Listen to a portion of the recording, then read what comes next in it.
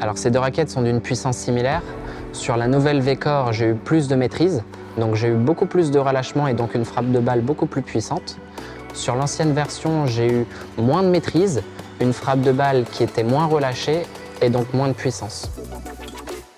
Au niveau de la puissance, j'ai trouvé les deux versions assez similaires. En ce qui me concerne, au niveau revers, j'ai trouvé avoir beaucoup plus de puissance qu'à la normale, qui est habituellement mon coup le plus faible.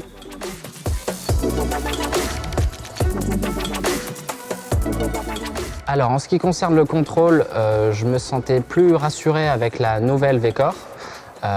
Sur les frappes de balle, j'étais un peu plus en sécurité, tandis que sur l'ancienne, la frappe était beaucoup plus vive et j'avais légèrement moins de contrôle. Au niveau du contrôle, j'ai préféré la nouvelle version de la V-Core. J'étais beaucoup plus précis au niveau des zones que je cherchais tout au long de mon test.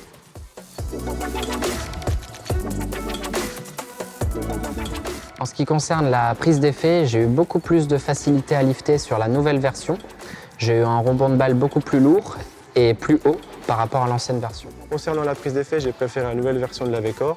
Mon rebond était plus haut et j'étais plus en sécurité lors de la frappe. Cependant, l'ancienne version reste toujours efficace et la prise d'effet est très bonne aussi sur ce modèle-là.